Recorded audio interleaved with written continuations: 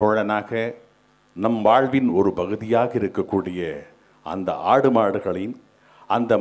மாடுகளின் உரிமையை பற்றி இதோ முதன் முறையாக தமிழகத்தில் ஒரு கட்சி தலைவர் பேசுகிறார் என்றால் அது நமது அண்ணன் செந்தமிழன் சீமான்தான். இதோ உரிமைக்காக அவரது குரல். மேய்ச்சல் நிலம் எங்கள் உரிமை என்ற முழக்கத்தை முன்வைத்து ஆடு மாடுகளின் மாநாடு இங்கே நடந்து கொண்டிருக்கிறது. ஆடு மாடுகளாகிய எங்களுக்காக மதுரை மண்ணிலே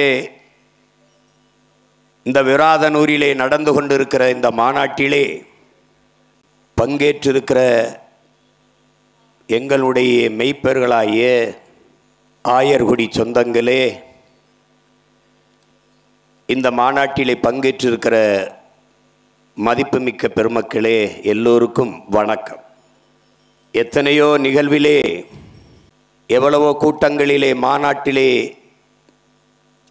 பேசிய நான் இந்த மாநாட்டிலே பேசுவதில் பெருமையும் மகிழ்ச்சியும் அடைகிறேன். தமிழர்கள் நாங்கள் மானுட நேயர்கள் மட்டுமல்ல, அதையும் தாண்டி உயிர்மை நேயர்கள். எங்களுடைய வள்ளுவ பெருமகனார் தந்தருளிய மறைமொழியிலே பிறப்பு ஒக்கும் எல்லா மனிதருக்கும் என்று பாடாது பிறப்புக்கும் எல்லா உயிருக்கும் என்றுதான் பாடினார். பகுத்துண்டு பல் உறவுகள் ஓம்புக என்று பாடாது பகுத்துண்டு பல் உயிர்கள் ஓம்புக என்றுதான் பாடினார். காக்கை குருவி எங்கள் சாதி, நீள்கடலும் மலையும் எங்கள் கூட்டம் என்றுதான் பெரும்பாவளன் பாட்டன் பாரதி பாடினார். வாடிய பயிரை கண்டபோதெல்லாம் வாடினேன் என்று பயிருக்கும் உயிர் இருக்கிறதென்று வாடி நின்ற வல்லாரார் பெருமக்களின் பெருமகனாரின் வாரிசுகள் நாங்கள். புறப்பொருள் வெண்பா மாலை கடையலில் வள்ளல்களில் ஆகச்சிறந்த வள்ளல்கள் யார் என்று கணக்கிடுகிற போது பாரி, ஓரி, காரி, பேகன், ஆய், நல்லி, அதியமான், இதிலே பாரியும் பேகனும் தான் ஆகச்சிறந்த வள்ளல்கள் என்று மதிப்பிடுகிறார்கள். அதற்கு காரணம், ஒருவன் கேட்டு கொடுப்பது கொடைதான், ஆனால் அது சிறந்த கொடை அல்ல. காரணம், கேட்கும் போது அவன் தன்மானத்தை இழந்து விடுகிறான். கேட்காமலே கொடுப்பது சிறந்த கொடை.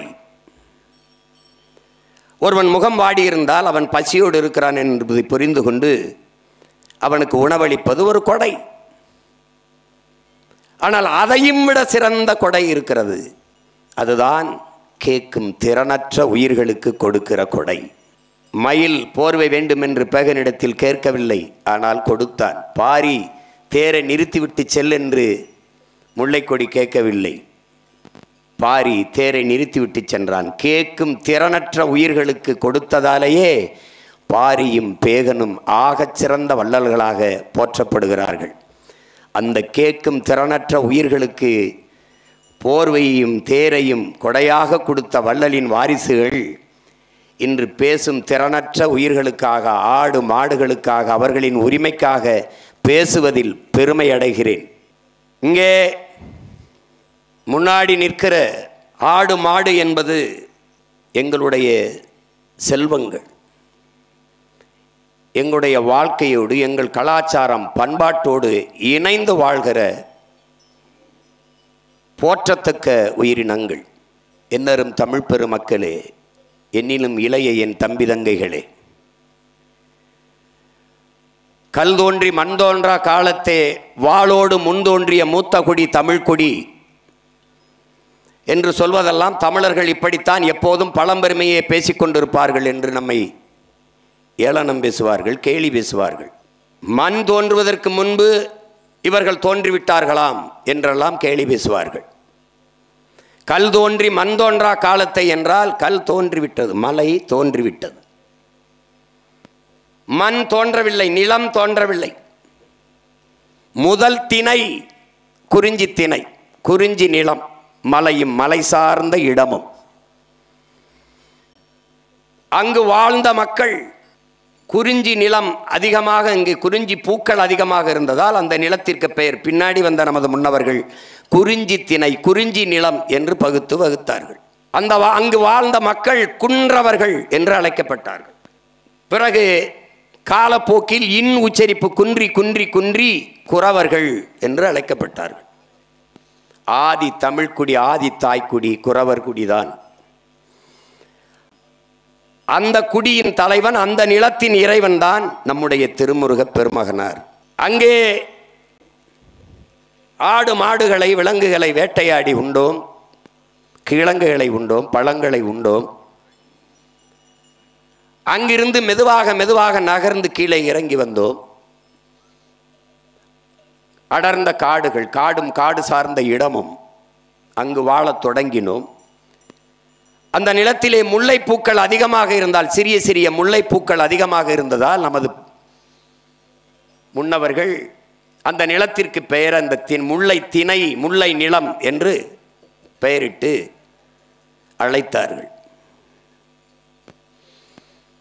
காடுகளிலிருந்து, மலையிலிருந்து நகர்ந்து வந்து காடுகளில் வாழத் தொடங்கிய நாம் வேட்டையாடி உண்ட விலங்குகளை ஏன் வளர்த்து உண்ணக்கூடாது என்ற முடிவை எடுக்கிறோம். அப்போது இந்த ஆடுகளை மாடுகளை நாம் வளர்க்க தொடங்குகிறோம். அந்த ஆடு மாடுகளை மேய்க்கிற நமக்கு பெயர் மேய்ப்பர்கள், ஆயர்கள் என்று அழைக்கப்படுகிறோம். இன்று வரை இறைமகன் இயேசுவை மேய்ப்பன் என்றுதான் சொல்லுகிறார்கள். இங்கே கூட ஆயர்கள், பிசப்புகளாம் ஆயர்கள் என்று அழைப்பதை இன்றும் வழக்கமாக இருக்கிறது.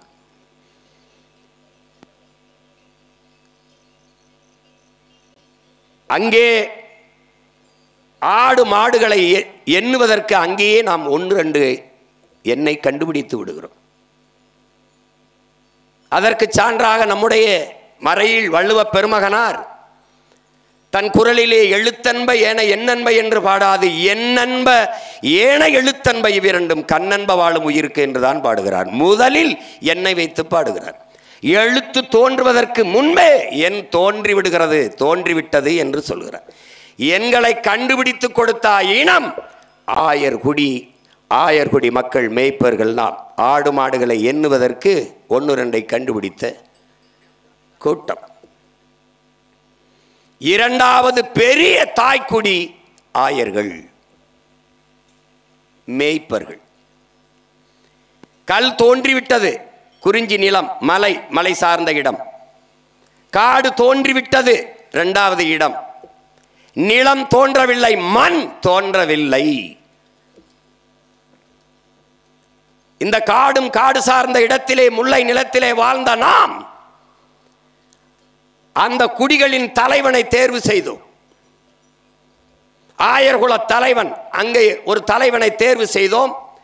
அவன் கையிலே ஒரு கோலை கொடுத்தோம். கோல். என் அன்பு சொந்தங்களே, கோ என்றால் பசு, கோ மாதா என்று நாம் அழைக்கிறோம். கோ என்றால் வேந்தன், அரசன், கோன் என்று பொருள். இளங்கோவன், இளைய அரசன், இளவரசன் என்று பொருள். இன்றும் நமது பெயர்கள் கோவேந்தன் என்றெல்லாம் வைத்துக் கொள்கிறோம். இந்த கோ அதிலிருந்து தான், கோ என்றால் பசு, அதிலிருந்து தான் ஆங்கில சொல் கவ் வருகிறது. கவ் என்றாலும் பசுவை தான் குறிக்கிறது.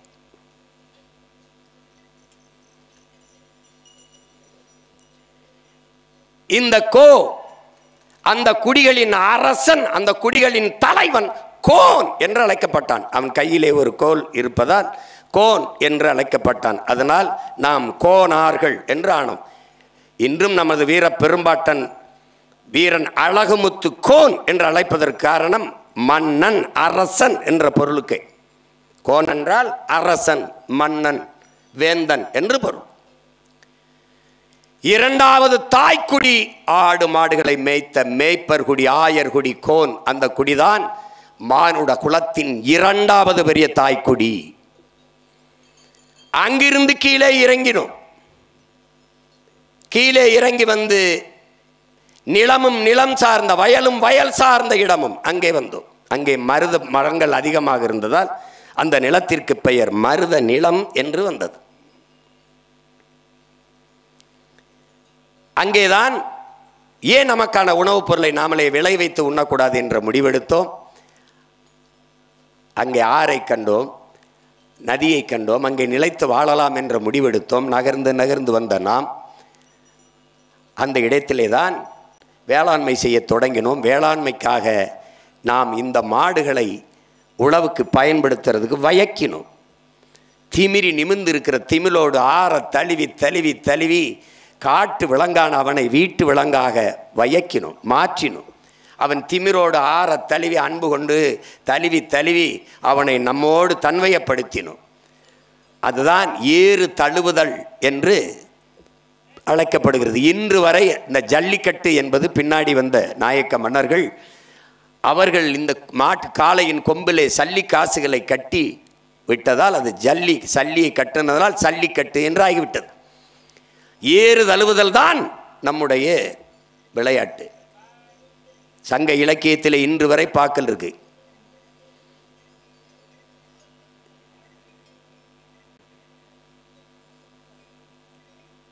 அறிவார்ந்த தமிழ் சமூக தம்பி தங்கைகள் அன்றிலிருந்து நம்மோடு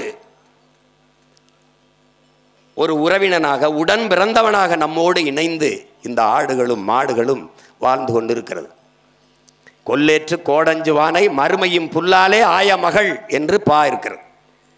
காலை அடக்குவதற்கு அஞ்சுவானையானால் அஞ்சுகிற ஆண்மகனை அடுத்த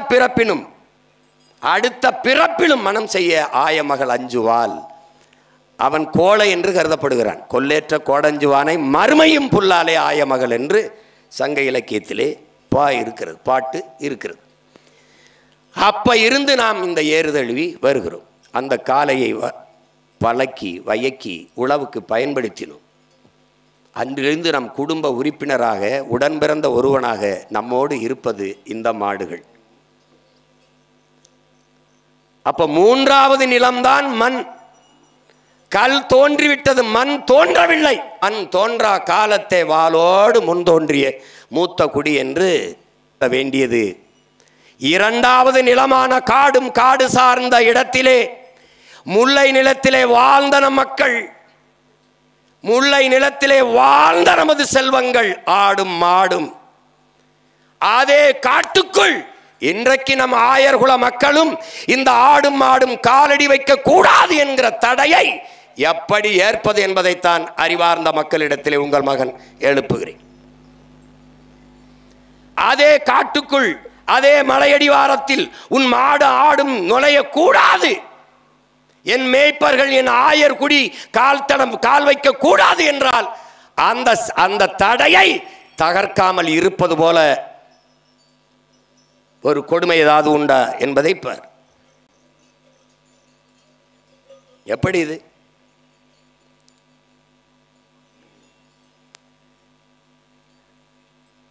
அதனால்தான் மேய்ச்சல் நிலம் எங்கள் உரிமை என்ற முழக்கத்தை வைத்து இந்த மாநாட்டை ஆடும் மாடும் நடத்தி கொண்டிருக்கிறது. அவர்களின் மன உணர்வை, அவர்களுக்குள் இருக்கிற எண்ண ஓட்டத்தை உங்கள் மகன் உங்கள் முன்னால் எடுத்து வைக்கிறேன். அவர்களுடைய கேள்வி என்ன? மேய்ச்சல் காடுகளில் மேய்ச்சல் நிலங்களில் மேய்ந்து கொண்டிருக்கிற எங்களை, ஆடுகளை மாடுகளை ஒருவன் திருடிவிட்டால் அதை திருட்டு என்கிறீர்கள். ஆனால் எங்களிடமிருந்து ஆடு மாடுகளிடமிருந்து எங்கள் மேய்ச்சல் நிலத்தையே திருடுவதை எப்படி சொல்வது என்று கேள்வி எழுப்புகிறது.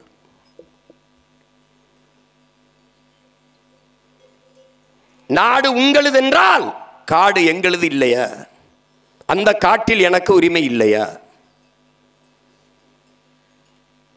உங்கள் பசிக்கு எனது பால் இருக்கிறது, எங்களின் பசிக்கு புல் இருக்கிறதா என்ற கேள்விக்கு உங்களிடத்தில் பதில் இருக்கிறதா? நீங்கள் உங்கள் நாட்டிற்கு உழைத்து வரி கட்டுகிறீர்கள். நான் என் உயிரை கொடுத்து என் கரியை கொடுக்கிறேன். நீங்கள் உழைத்து வரி கொடுக்கிறீர்கள் உங்கள் நாட்டின் வருவாய்க்கு, இந்த நாட்டின் வருவாய்க்கு. ஆனால் நாங்கள் உயிரை கொடுத்து எங்கள் கரியை கொடுக்கிறோம்.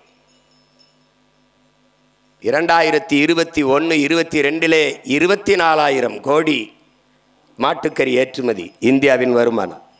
Beef export Hindustan is number 1 என்று நாட்டின் பிரதம அமைச்சர் பேசுவதை மனிதர்கள் நீங்கள் கேட்டிருக்க கூடும். 22-23 28,000 கோடி, 23-24 ஆண்டிலே 30,000 கோடி வருவாய் எங்களுடைய கரியை விற்று. ரத்தத்தை உருக்கி பாலாக உங்களுக்கு கொடுக்கிறோம்.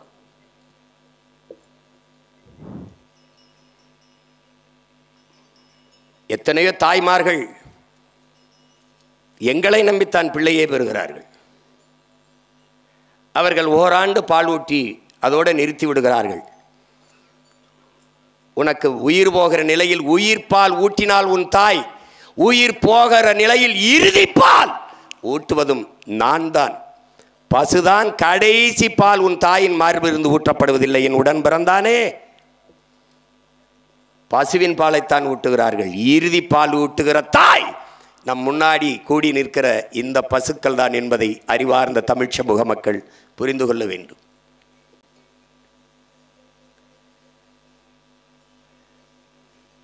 பால் ஏற்றுமதியில் மட்டும் டைரி டேயிலே மில்க் பால் நாளிலே நாட்டினுடைய முதன்மை அமைச்சர் மாண்புமிக்க ஐயா நரேந்திர மோடி அவர்கள் பேசியது இருக்கிறது. பாலிலே மிகப்பெரிய சந்தை இருக்கிறது, அதிலேயே நாம் தற்சார்பு பொருளாதாரத்தில் தற்சார்பை அடைய முடியும் என்று பேசியது இருக்கிறது. 13.5 லட்சம் கோடி பாலின் மூலம் வருவாய் ஈட்டப்படுகிறது. இந்தியாவிலே பாலின் சந்தை மதிப்பு, அதிலே தமிழ்நாட்டிலே 1,38,070 கோடி பாலின் சந்தை மதிப்பு. ஆனால் மனிதர்கள் நீங்கள் 1,38,070 கோடி பாலின் சந்தை மதிப்பு, அதை விட்டு நீங்கள் 50,000 கோடிக்கு சாராய வித்து குடிக்க வச்சு எண்ணற்ற தாய்மார்களின் தாலி அறுத்து கொண்டு இருக்கிறீர்கள்.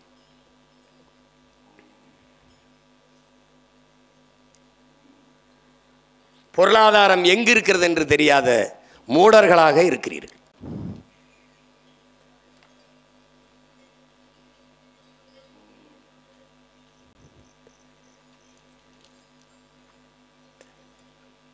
நாங்கள்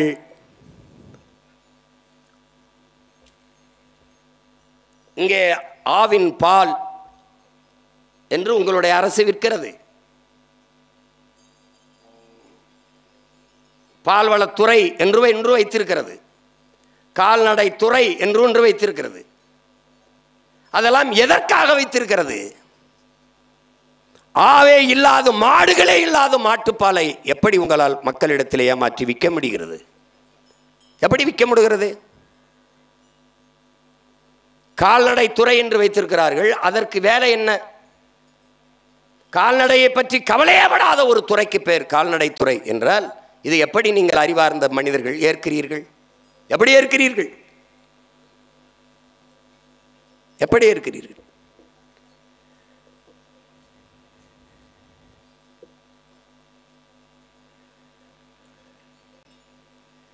உங்கள் காலுக்கு செருப்பு எங்களின் தோல், உங்கள் தோளிலே பை, உங்கள் தோளுக்கு பை எங்களின் தோல்.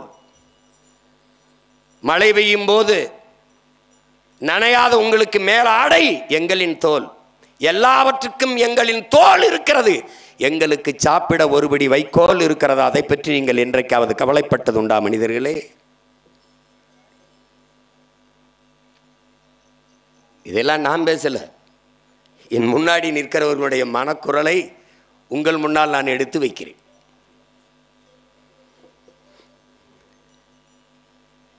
பிரேசிலுங்கிற ஒரு நாடு 2 கோடி ஹெக்டேரில் மேய்ச்சல் நிலம் வைத்திருக்கிறது.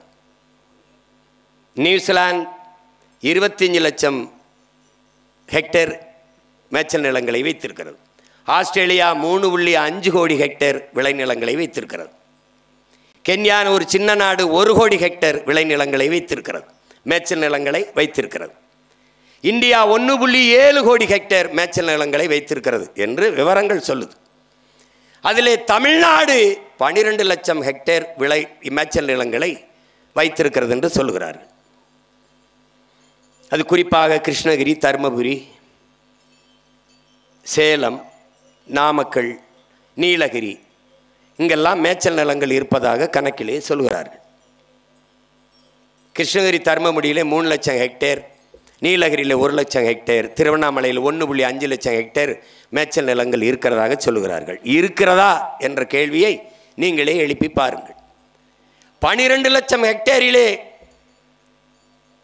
எல்லா நிலங்களையும் மேய்ச்சல் நிலங்களையும் ஆக்கிரமித்து தொழிற்சாலை கட்டுகிறோம், விண்ணூர்தி நிலையம் கட்டுகிறோம், பேருந்து நிலையம் கட்டுகிறோம் என்று வீட்டு மனைகளாக விளைநிலங்களையும் மேய்ச்சல் நிலங்களையும் பறித்து எல்லாவற்றையும் அபகரித்து கொண்டார்கள்.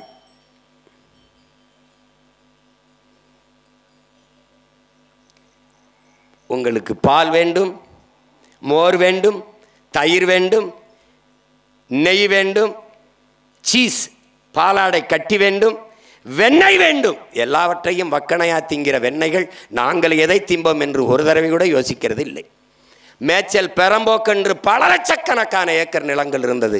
அத்தனை புறம்போக்குகளையும் இந்த புறம்போக்குகள் திருடிக் கொண்டதால் நாங்கள் இன்றைக்கு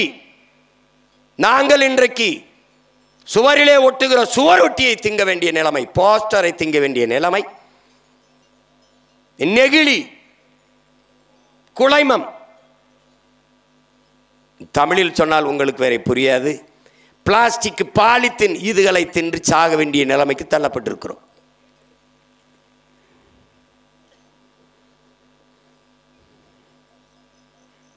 இதிலே வித்தார்கள். பிறகு 2021 புலிகளின் காப்பகம் அது, அதற்குள்ளே ஆடு மாடுகள் மேய தடை என்று தடை விதித்து எங்களுடைய மேய்ச்சல் காடுகளை பறித்து கொண்டார்கள். சில மலையடிவாரங்களில் மேய முடியாது, சமவெளிகளில் அது மேயலாமா என்றால் எங்கே இடம் இருக்கிறது? எங்கே இடம் இருக்கிறது? மலைக்காடுகளுக்குள் சென்று ஆடு மாடுகள் நாங்கள் மேய்வதில் உங்களுக்கு இருக்கிற பிரச்சனை என்ன? நீங்கள் சொல்கிற குற்றச்சாட்டு என்ன? அங்கே வளர்கிற இளம் செடிகளை ஆடு மாடுகள் தின்று விடுகிறது, நாங்கள் மேய்ந்து விடுகிறோம். சரி, அதனால் அங்கே நீர் உருவாகிறது, அருவி உருவாகிறது தடைபடுகிறது, அங்கே நீரின் ஓட்டம், நீர் வரத்து தடைபடுகிறது. அதனால் ஆறு உருவாவது இடையூறாகிறது. அறிவார்ந்த மக்களிடத்திலே நாங்கள் எடுத்து வைக்கிற கேள்வி, இன்றுதான் நாங்கள் மலையடிவாரத்தில் மேய தொடங்குகிறோமா? எத்தனை ஆயிரம் ஆண்டுகளாக அந்த காட்டுக்குள் நாங்கள் மேய்ந்து கொண்டிருந்தோம்.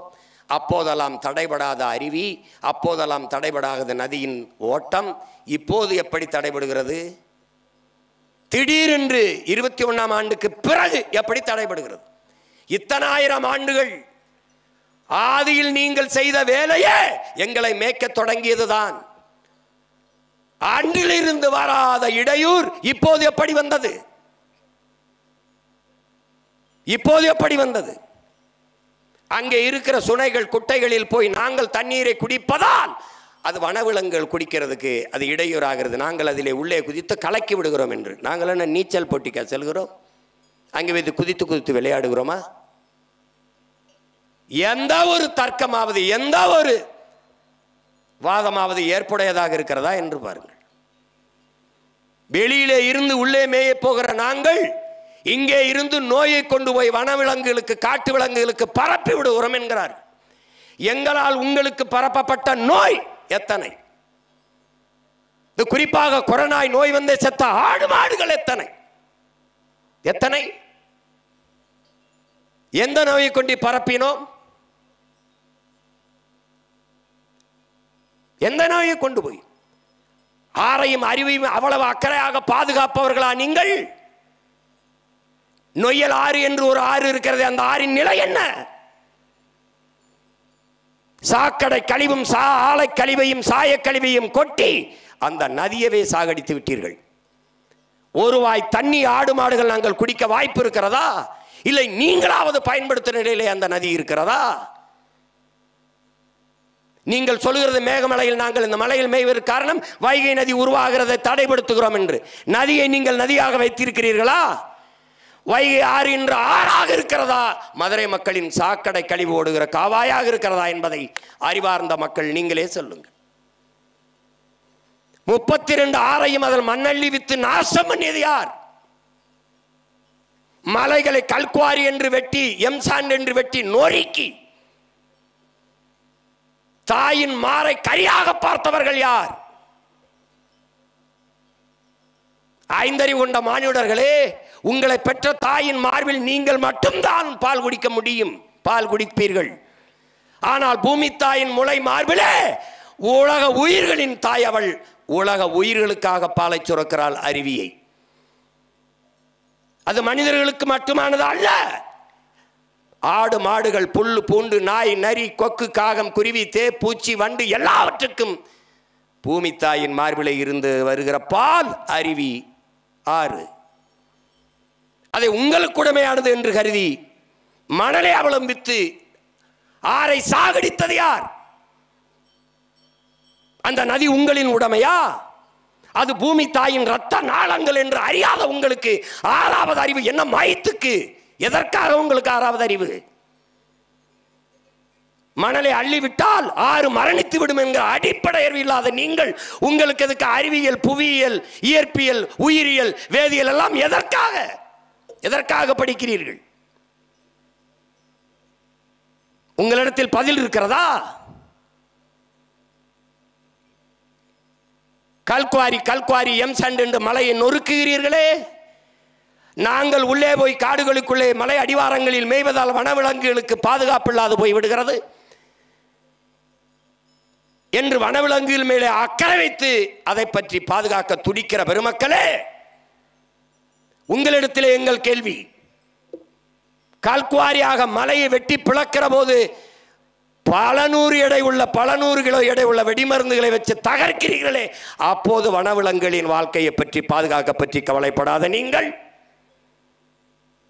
எம்சான் என்று மலையை நொறுக்கி மணலாக்கி குவிக்கிறீர்களே, காசு என்று. தாயின் மாரை கரியாக சமைத்து சாப்பிடலாம் என்று எண்ணுகிறவன் எவனாவது மனிதனாக இருக்க முடியுமா? உலக உயிர்களின் தாய் பூமி, அவளுடைய மார்பை அறுத்து காசாக்க நினைக்கிறவன் மனிதனாக இருக்க முடியுமா? இருக்க முடியுமா? 1 கிலோமீட்டர் 2 கிலோமீட்டருக்கு அங்க இருக்கிற வீடுகள் நீங்கள் வைத்து மலையை தகர்க்கிற வெடிகுண்டிலே வெடிமருந்திலே அந்த வீடுகள் பிளந்து நிற்கிறதே, மக்கள் போராடுகிறார்களே. அவ்வளவு பெரிய அதிர்வை காடுகளுக்களை ஏற்படுத்துகிற போது அங்கே வாழ்கிற மிருகங்கள், விலங்குகள், சிங்கம், புலி, கரடி, நாய் நரி கொக்கு என்னாகும் என்று கவலைப்படாத நீ. நாங்கள் மேய்வதால் வனவிலங்குகள் பாதுகாப்பு குறைந்துவிடும், அவர்கள் வாழ்க்கைக்கு பாதிப்பு வந்துவிடும் என்று பேசுவது பைத்தியக்காரத்தனமாக தெரியவில்லையா?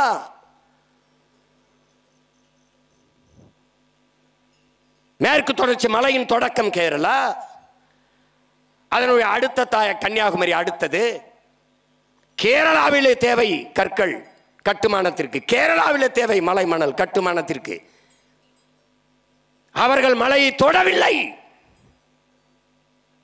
ஏன்? அவன் மண்ணை நேசிக்கிறான், அந்த மண்ணின் மகன் தலைவனாக இருக்கிறான், அவன் அதை தாயின் மாறாக பார்க்கிறான்.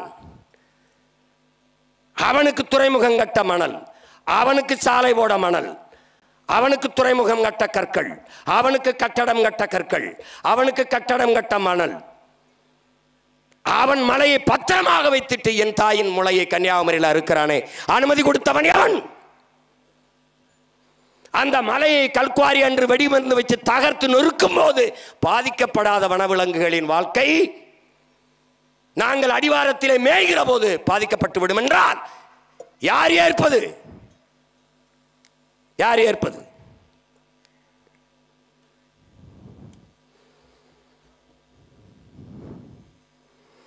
உன்னுடைய மலையை அறுத்து கொண்டு போகிறான், பதிலுக்கு உனக்கு அவனுடைய குப்பையை கொண்டு உன் தாய் நிலத்திலே கொட்டுகிறான். இதை சகித்துக் கொண்டிருக்கிற நீங்கள்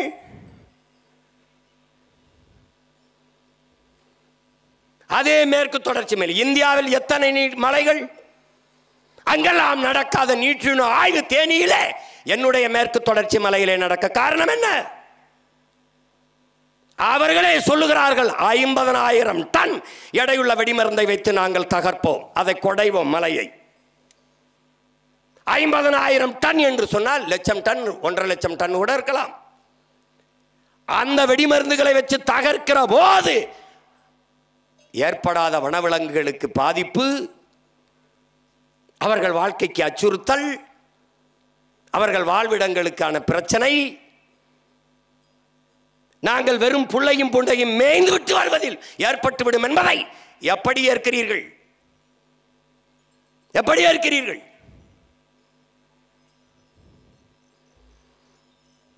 கடைசி மூச்சு வரை கத்தி கத்தி சத்தான இயற்கை வேளாண் விஞ்ஞானி, ஒரு வேளாண் பேரறிஞன் உங்கள் நம்மாழ்வார். உணவு சங்கிலி, உயிர் தொடர்ச்சி, அதை கற்பித்துக் கொண்டே இருந்தானே, ஒன்றை ஒன்று சார்ந்து வாழ்கிற உணவு சங்கிலியை எப்படி மறந்தீர்கள்? காடுகளுக்குள் நாங்கள் மேயும் போது எங்களை புலி திங்கும், சிங்கம் திங்கும் தெரிந்துதான் எங்கள் ஆயர்கள் அனுப்புகிறார்கள். அவர்களுக்கும் சேர்த்துத்தான் எங்களை மேய்க்கிறார்கள். காடு புலிகளுக்கும் யானைக்கும் சிங்கத்துக்கும் சொந்தம், எங்களுக்கு சொந்தம் இல்லையா? எதற்காக காட்டிலே வாழ்ந்த எங்களை வீட்டுக்கு ஓட்டி வந்தீர்கள்? வெக்கம் இருக்கிறதா? மானம் இருக்கிறதா? இந்த கேள்விக்கு உங்கள்கிட்ட பதில் இருக்கிறதா? நான் காட்டு விலங்கா வீட்டு விலங்கா? காட்டு விலங்கு என்னை வீட்டு விலங்காக ஆக்கினீர்கள். இன்று காடு எனக்கு சொந்தமில்லை என்றால் எப்படி ஏற்பது? சட்டம் என்கிறீர்கள். சட்டைக்கு உடலா, உடலுக்கு சட்டையா உலகத்தீரே? மக்களின் நலனுக்காக சட்டங்களும் திட்டங்களுமா, சட்டத்திற்காக மக்களா?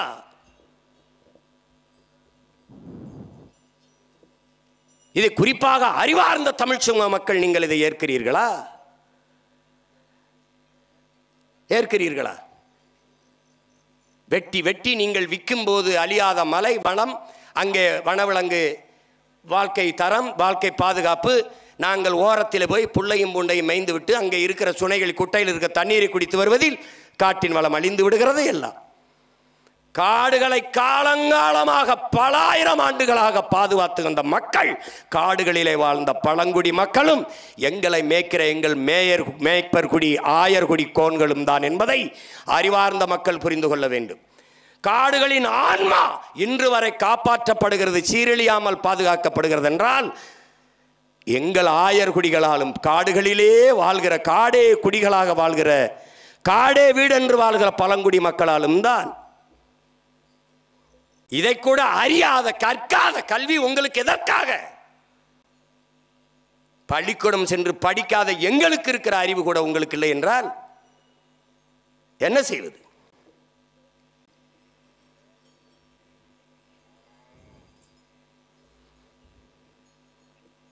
அற்ப உயிரென்று கருதுவது, எங்களை கேவலமாக பேசுவது.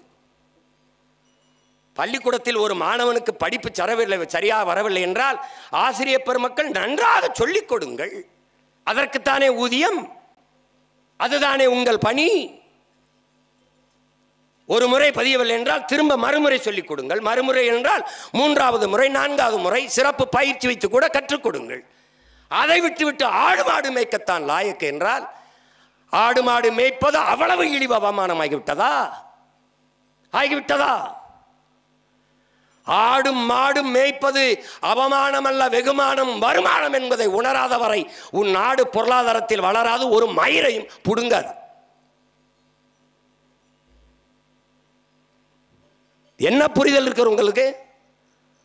அவ்வளவு அவமானம். ஆனால் வாரம் ஞாயிற்றுக்கிழமை ஆனால் கறிக்கடையில் போய் நின்று 1/2 கிலோ கறி கொடுங்கள், எலும்பில்லாத நல்ல கறியாக கொடுங்கள், நெஞ்செலும்பு கறியாக கொடுங்கள். அதை எந்த நாக்கு கேட்கிறது? எங்கிருந்து வரும்? ஆடு மாடும் எங்கள் ஆயர்குடி மேய்க்கவில்லை என்றால் கறிப்பால் எங்கிருந்து வரும்? எங்கிருந்து வரும்? ஆடு மாடு மேய்க்க சொல்கிறார்கள். ஆடு மாடு அவ்வளவு அவமானமா? முல்லை நில தலைவன், ஆயர்குல தலைவன், முல்லை நில இறைவன் மாயோன், திருமாலும் பெருமாளும் கண்ணனும். கண்ணன் மேய்த்தது ஆடு மாடுகள் எங்களை. கண்ணன் இறைவன், கண்ணன் பரமாத்மா கண்ணன் மேய்த்திருக்கிறார் எங்களை. இறை தூதர் நபிகள் நாயகம் மேய்த்திருக்கிறார் எங்களை. இறைமகன் இயேசுபிரான் மேய்த்திருக்கிறார் ஆடு மாடுகள் எங்களை. அப்படி என்றால் நீங்கள் ஆடு மாடுகளாகிய எங்களை கேவலப்படுத்துகிறீர்களா? பகவான் கிருஷ்ணரை அவமானப்படுத்துகிறீர்களா? அல்லது நபிகள் நாயகத்தை அவமானப்படுத்துகிறீர்களா? அல்லது இயேசுபிரானை அவமானப்படுத்துகிறீர்களா? அவ்வளவு இழிவாகிவிட்டதா? அவ்வளவு கேவலமானவர் என்றால் பால் குடிக்காதீர்கள், மோர் சாப்பிடாதீர்கள், குடிக்காதீர்கள், தயிர் திங்காதீர்கள், நெய் திங்காதீர்கள், வெண்ணெய் திங்காதீர்கள், கறி திங்காதீர்கள். அவ்வளவுதானே?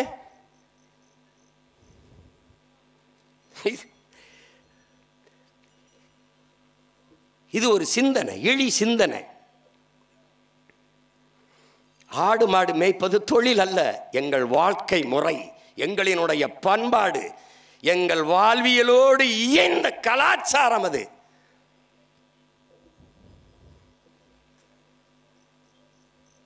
அதை இளைய தலைமுறை பிள்ளைகள் புரிந்து கொள்ள வேண்டும். நாங்கள் யார்? உங்களோடு, உங்கள் வாழ்க்கையோடு பிரிக்க முடியாது இணைந்த உயிர்கள் நாங்கள். உலகத்தில் தமிழர்கள் மீது எங்களுக்கு இருக்கிற மதிப்பு என்ன? எத்தனையோ இனங்கள் உலகிலே பண்டிகை வைத்து கொண்டாடுகிறார்கள். அறுவடைக்கென்று திருநாள் வைத்தவன் உலகத்திலே தமிழன் தான். ஆடு மாடுகள் எங்களுக்கென்று பண்டிகை வைத்து கொண்டாடியவனும் தமிழன் தான். மாட்டுக்கென்று பொங்கல் வைத்து மாட்டு பொங்கல் என்றே கொண்டாடியவனும் தமிழன் தான்.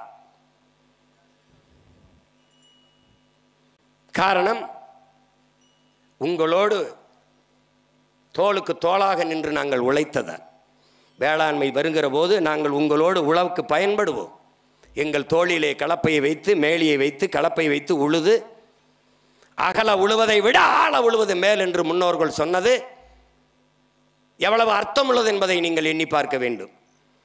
இன்னைக்கு எங்களை ஒழித்து விட்டு நீங்கள் உழவு எந்திரம் என்ற நவீன விசை எந்திரமான டிராக்டரை வச்சு உழுகிறீர்கள். 60 கிலோ எடையுள்ள ஒரு மனிதன் தொடர்ந்து நடந்தால் அந்த இடத்துல புல்லை தவிர அந்த இடத்துல எதுவுமே முளைக்காது. புல்லு பூண்டு எதுவுமே முளைக்காது.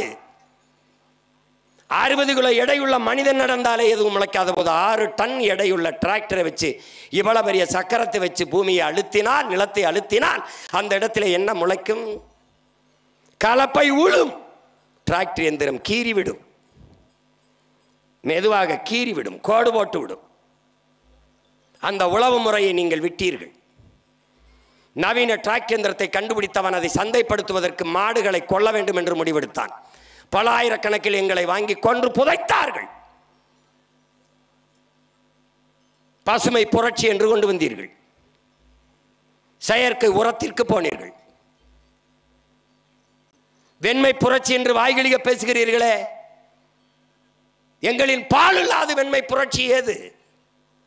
ஏது வெண்மை புரட்சி? நாங்கள் இல்லாத அந்த புரட்சி ஏது? பசுவும் பாலும் இல்லாத வெண்மை புரட்சி ஏது?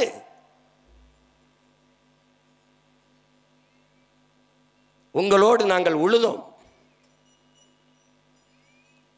பிறகு விதைத்து அதற்கு உரமிட்டீர்கள். எங்கள் சாணமும் ஆடுகளின் புழுக்கையும் உரமானது, இயற்கை உரமானது. நீங்கள் வெக்கமில்லாமல் சொல்கிறீர்கள், ஆங்கிலத்தில் ஆர்கானிக் ஃபுட் என்கிறீர்கள், இயற்கை விவசாயம் என்கிற வேளாண்மை என்கிறீர்கள், நஞ்சில்லாத உணவு என்கிறீர்கள், பாரம்பரிய உணவு என்கிறீர்கள். எங்களுடைய சாணியும் ஆற்றின் புழுக்கையும் இல்லாத உங்களுக்கு இயற்கை உரம் ஏது? இயற்கை உரம் ஏது? 2ஆம் உலகப் போரில் வெடிக்காத வெடிவுப்புகளை அவன் ரசாயன உரங்களாக மாற்றினான். அதை சந்தைப்படுத்துவதற்கு மிகப்பெரிய மக்கள் தொகை கொண்ட நாடுகளை நாடினான். அங்கே வந்து வேளாண் கல்லூரிகளில் இருக்க பேராசிரியர் பெருமக்கள் வேளாண் கல்லூரி அணுகி இந்த ரசாயன உரத்தை சந்தைப்படுத்த தொடங்கினான். நம் பாரம்பரிய நெல் வகைகளாக இருக்கிற அந்த கருடஞ்சம்பா, மாப்பிள்ளை சம்பா, இது மாதிரி மிக உயர்ந்து நீண்டு வளர்கிற நெற்பயிர்களை எல்லாம் இந்த உரங்களை போட்ட பிறகு விளைச்சல் குறைந்து விட்டது. அப்போது நமது வேளாண்குடி மக்கள் முறையிட்டார்கள், என்னையா உன் உரத்தை போட்டன ஒன்றுமே விளையலை அப்படின்னு. அப்பனுடைய விதை தப்பா இருக்குது என்று அவன் ஒரு விதையை கொண்டு வந்தான். அதுதான் குட்டை வயிறான 5008 5020 என்ற குட்டை பயிர்கள். அன்றைக்கு ஒரு ஆள் உயரத்துக்கு வளர்ந்து வளர்ந்து சாஞ்சு கிடந்தது. பருவக்காற்று எந்த பக்கம் வீசியதோ அந்த பக்கம், எந்த பக்கம் காற்றடித்ததோ அந்த பக்கம் சாஞ்சு கிடந்தது. நாம் குனிந்து அறுத்தார்கள். அடி காட்டுக்கு, நுனி வீட்டுக்கு, அடி மாட்டுக்கு, நடு மாட்டுக்கு என்று ஒரு சொலவடை இருந்தது. அடி காட்டிலே உரமாக இருந்தது, நுனி வீட்டுக்கு வந்தது நெல், நடு எங்களுக்கு தீவனமாக இருந்தது வைக்கோல். அன்றைக்கு குனிந்து அறுத்தார்கள். இன்று வரப்புக்கு கீழே முட்டி போட்டு இருக்கிறார்கள். அடி இருக்கிறது, நுனி இருக்கிறது, நடு எங்கே? எங்களுக்கு தீவனமான வைக்கோல் எங்கே? இல்லை, ஒழித்தார்கள். ஒழித்தார்கள். வரப்புயர நீர் உயரும், நீர் உயர நெல் உயரும், நெல் உயர குடி உயரும், குடி உயர கோல் உயரும், கோல் உயர கோன் உயர்வான் என்று அவை வாடினார். ஆனால் வரப்பு இருக்கிறது, நீர் இருக்கிறதா? நீர் உயர்கிறதா? இல்லை. நீர் உயர்ந்தாலும் நெல் உயர்கிறதா? இல்லை. வரப்புக்கு கீழே, ஒரு அடிக்கு கீழே நெல் இருக்கிறது. காரணம், குட்டை பயிர். மாட்டுக்கு தீவனம் இல்லாமல் ஒழிக்க வேண்டும் என்பதற்காகவே உருவாக்கப்பட்ட விதை. ஏன் மாட்டை ஒழிக்க வேண்டும்? இந்த மாடுகள் நாங்கள் இருக்கிற வரை ரசாயன உரத்திற்கு நீங்கள் போக மாட்டீர்கள். எங்களுடைய மாட்டுச்சாணம், எருவும் ஆட்டு புழுக்கையும் இயற்கை உரங்கள். எங்களுடைய சாணத்தை, ஆட்டு புழுக்கையை நீங்கள் செடி பயிர் அதன் வேர்களை கொட்டுகிற போது நாங்கள் ஈரத்தை உறிஞ்சி குடித்து வைத்துக் கொள்ளுவோம். கொஞ்சம் தண்ணீர் பாய்ச்சினால் போதும். நாங்கள் நீரை பிடித்து வைத்துக்கொண்டு நீண்ட நாட்கள் வேரிலே ஈரப்பதத்தை காத்து வைப்போம். ஆனால் நீங்கள் அதை விடுத்து விட்டு ரசாயன உரத்தை கொட்டுகிறீர்கள், உப்பை கொட்டுகிறீர்கள், வெடி உப்பை. உப்பை தின்னவன் தண்ணி குடிப்பான் என்பது போல, நாக்கு வறண்டுவது போல உப்பை கொட்டினவன் நிலம் வறண்டு போகிறது. உடனே அடிக்கடி தண்ணீர் தேவைப்படுகிறது. உரம் என்கிற பெயரிலே நச்சை நீங்கள் வேரிலே கொட்டுகிறீர்கள். அந்த நச்சை கொட்டுவதால் என்ன? எங்களுடைய சாணமும் ஆட்டு புழுக்கையும் இருக்க போது பல லட்சக்கணக்கான, பல கோடிக்கணக்கான நுண்ணு உயிரிகள் அங்கே உருவாகிறது. அவை அந்த நீரை தங்களின் உணவு தேவைக்கு எடுத்து அதை பயிருக்கு உணவாக, செடிகளுக்கு உணவாக மாற்றி கொடுக்கிறது. அந்த இடத்திலே நீங்கள் ரசாயன வெடியை, உப்பை கொட்டும் போது, இந்த வேதி உப்பை கொட்டுகிற போது அந்த நுண்ணுயிர்கள் செத்து போகிறது. அதனால் நிலத்தின் வளம் கெட்டு போகிறது. உங்க மண் மலடாகி போகிறது. இதையெல்லாம் காலங்காலமாக உங்களோடு வாழ்ந்த உங்களுடைய பெரிய தகப்பன் இயற்கை வேளாண் பேரறிஞன் கத்தி கத்தி செத்தானே, காதிலே விழவில்லையா? விழவில்லையா? நஞ்சில்லா உணவு அதுவே நம் கனவு என்றானே. மலை காடுகளுக்குள் எங்களை மேய்க்க விடவில்லை, சமநிலத்திலே அது எங்களை மேய்க்க விடுகிறீர்களா? சிப்பாடு தொழிற்சாலை, விமான நிலையம் கட்டுகிறோம், பேருந்து நிலையம் கட்டுகிறோம், வீடுகளை கட்டுகிறோம், எல்லாவற்றையும் பறித்து ஒரு விழுக்காடு தான் மேச்சலம் இருக்கிறது என்கிறார்கள். ஆக்கிரமிப்பாளன் எல்லாருமே அந்த ஒரு விழுக்காட்டை தான் குறிவைத்து ஆக்கிரமிக்கிறார். எங்களுடைய சாணம், எங்களுடைய கழிவு உரமாக இருந்தது. நீங்கள் சாண குழி, குப்பை கிடங்கு வைத்து 6 மாதத்திற்கு அதை மக்க வைத்து உரமாக்கி விளைநில காலங்களில், உழவு காலங்களில் நிலத்தில் கொண்டு கொட்டுவீர்கள். சுமந்து கொண்டு போய் நிலத்தில் கொட்டியது யார்? நாங்கள் தான். எங்கள் முதுகிலே வண்டியை ஏற்றி அதிலே வெட்டி கொண்டு போய் நிலத்திலே கொட்டுவீர்கள். மறுபடி உழுவோம், நாங்கள் தான் உழுவோம். விளை வைத்து அறுவடை செய்வீர்கள். கட்டை யார் தூக்கி வருவார்? நாங்களாம் தூக்கி வருவோம். எங்கே? களத்திலே கொட்டுவோம், புனையல் அடிக்கிற இடத்திலே அடிப்பீர்கள். அடித்து எங்களை என்ன பண்ணுவீர்கள்? புனையலாக பூட்டுவீர்கள். எங்கள் காலால் மிதித்து நெல்மணிகளை உதிர்ப்போம். இதற்கெல்லாம் பரிசு எது? வைக்கோல். நெல்லை நீங்கள் எடுத்துக்கொண்டு வைக்கோலை தருவீர்கள். நெல்லை அவித்து அதை பிரித்து அரவையிலே கொடுத்து பிரித்து அரிசியை நீங்கள் எடுத்துக்கிட்டு தவிட்டை எங்களுக்கு தருவீர்கள். அரிசியை சமைச்சு உணவாக சாப்பிட்டு விட்டு பழைய கஞ்சி, மிச்ச கஞ்சி, எச்சி கஞ்சியை எங்களுக்கு தண்ணி தொட்டியிலே ஊற்றுவீர்கள். வடித்த கஞ்சி இருக்கிற நீச்ச தண்ணி மிச்சத்தை தூக்கி எங்களுக்கு தொட்டியிலே ஊற்றுவீர்கள். உங்கள் உணவிலே மிச்சத்தை நாங்களும் சாப்பிட்டு உங்களுக்கு, உங்களோடு உங்களாக உழைத்த உயிர்தான் நாங்கள் அற்ப மாடுகள் அல்ல, அரிய செல்வங்கள் அல்லதை நீங்கள் அறிய தவறினால் உங்களைப் போல பதர்கள் உலகில் எவரும் இல்லை. நீங்கள் ஒரு தற்சார்பு வாழ்க்கையை வாழ்ந்து கொண்டிருந்தீர்கள். தற்சார்பு பொருளாதாரத்தை, எவனையும் சார்ந்து வாழாத வாழ்க்கையை நீங்கள் வாழ்ந்து கொண்டிருந்தீர்கள். இப்போது இது எல்லாத்தையும் விடுத்து ஆடு மாடுகளை இந்த எங்களை கொன்றுவிட்டால் நாங்கள் இருக்கிற வரை நீங்கள் செயற்கை உரத்திற்கு செல்ல மாட்டீர்கள், அதனால் எங்களை அழிக்க வேண்டும், நாட்டு மாட்டு இனத்தையே ஒழிக்க வேண்டும். அதற்கு அவன் முதலில் போட்ட திட்டம் ஜல்லிக்கட்டுக்கு தடை. இந்த மாடுகள் இருக்கும் வரை நாட்டுப்பாட்டு இனப்பெருக்கம் தொடர்ந்து கொண்டே இருக்கும். இப்ப இந்த மாடுகளின் மீது காளைகளின் மீது அக்கறை இருப்பது போல இதை வதை என்று சொல்லி இதை ஒழிக்க முடிவு பண்ணான். அதையும் போராடி தகர்த்தவர்கள் உங்கள் முன்னால் இன்று இவ்வளவு நேரம் பேசிக் கொண்டிருக்கிற இந்த மகன்தான். நாட்டு மாடு என்றால் அல்ல, நாட்டு மாட்டின் பால் A2 வகை, எருமை மாட்டு பாலின் A2 வகை, அது தாய்ப்பாலும் A2 வகை, மாட்டுப்பாலும் A2 வகை. நீங்கள் வைத்திருக்கிற சீமப்பசின் மாட்டு தரம் A1. பாலே இல்லாத ஒன்றை A1 என்று, நமக்கு 1 என்பது நம்பர் 1 என்பதால் பிடிக்கும். அதனால் தரமற்றதை 1 என்றும் தரமானதை 2 என்றும் மாற்றி மண்டைக்கிலே ஏற்றினார்கள். இன்னும் முழுமையாக ஜல்லிக்கட்டுக்கு தடை நீங்கவில்லை. ஜல்லிக்கட்டுக்கு போராடிய பிள்ளைகளின் மீது போடப்பட்ட வழக்கு இன்று வரை நீக்கப்படவில்லை, அப்படியே இருக்கிறது.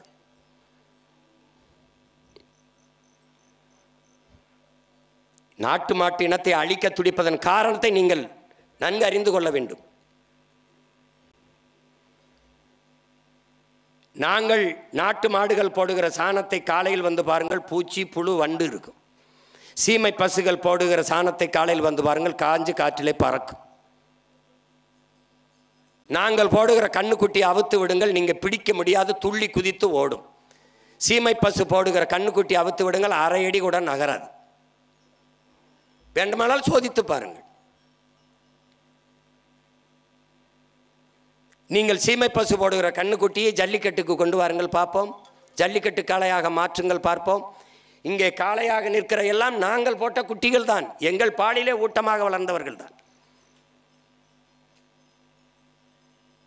இதை அறிவார்ந்த தமிழ் சமூக மக்கள் நீங்கள் புரிந்து கொள்ள வேண்டும். இதெல்லாம் தேவையா? ஆடு மாடுகளுக்கெல்லாம் பேசுகிறார்கள், இதையெல்லாம் பேசுகிறார்கள் என்று பேசினால் ஒன்றும் பண்ண முடியாது. இயற்கை வேளாண்மை என்றால் மாடும் ஆடும் இல்லாது ஏது இயற்கை வேளாண்மை? ஏது? ஒரு முருங்கை மரமும் ஒரு பசுமாடும் இருந்தால் ஒரு வீடு வறுமையை சந்திக்காது என்று நம்மாழ்வார் என்ற வேளாண் பெருஞானி சொல்லுகிறார். இப்போ மாடு என்றால் உங்களுக்கு அவ்வளவு கேவலமாக போய்விட்டதா? என்னது கொடுமை? மாடு மேய்க்க சொல்லுகிறார்கள், ஆடு மேய்க்க சொல்லுகிறார்கள் என்று. அவர்கள் எல்லாம் டாக்டராகி விடுவார்கள், மருத்துவராகி விடுவார்கள், மருத்துவராகி விடுவார்கள், IAS IPS ஆகி விடுவார்கள், பொறியாளர்கள் ஆகி விடுவார்கள். சோத்துக்கு மண்ணை திம்பார்கள், மாட்டு சாணியை திம்பார்கள். சோத்துக்கு என்ன செய்வார்கள்? டாக்டர் ஆகிவிட்டார், பசிக்கும் போது ஒரு ஊசி 2 மாத்திரையை சாப்பிட்டு விட்டு படுத்து விடுவாரா? என்ன செய்வார்? என்ன செய்வார்? அறிவார்ந்த மக்களே, எந்த திரவ உணவும் முழு உணவாக ஆகாது. பழச்சாறை குடி, எதை வேணாலும் குடி, முழு உணவாகாது. காலையில் கழிவு உனக்கு வராது. நீ தாயின் மார்பிலே 2 ஆண்டுகள் வெறும் பாலை மட்டும்தான் குடித்தாய், கழிவு வரும். காரணம் பால் முழு உணவு, முழு புரதச்சத்துள்ள உணவு. அதுபோல மாட்டு பாலை குடி, முழு உணவு, காலையில் கழிவு வரும். பசியோடு படுக்க போகிறது உன்னை பெற்ற தாய், ஒரு கோவலை பாலை குடித்து விட்டு போய் என்று சொன்னால் பால் முழு உணவு. பால் இருக்கிற நாடு பசியை காணாது, பசியவே எதிர்கொள்ளாது, சந்திக்காது.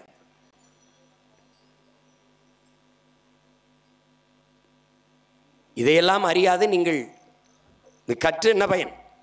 நோய்பட்டு மருத்துவர் இடத்திலே போய், ஒரு நோயாளி இடத்திலே, டாக்டர் இடத்திலே போய் ஒரு நோயாளி உட்கார்ந்தால் அவர் கேட்பார், நீங்கள் பால் சாப்பிடுங்கள் என்பார், முட்டை சாப்பிடுங்கள் என்பார், கீரை சாப்பிடுங்கள் என்பார், காய்கறி சேர்த்துக்கொள்ளுங்கள் என்பார். அப்படி கூட சொல்ல மாட்டார். நீங்கள் மில்க் எடுத்துக்கிறங்க, கொஞ்சம் எக் சாப்பிடுங்க, வெஜிடபிள்ஸ் நிறைய சேர்த்துக்கிறங்க, கொஞ்சம் கீரை எடுத்துக்கிறங்க அப்படின்னு. இதெல்லாம் எங்கேருந்து வரும்? எங்கேருந்து வரும்? டாக்டர் கோட்டுக்குள்ளேருந்து எடுத்து கொடுத்துருவாரு.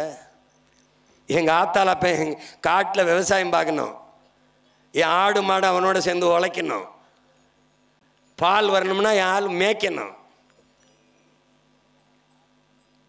இதெல்லாம் புரியாத ஒரு கூட்டத்திடத்திலே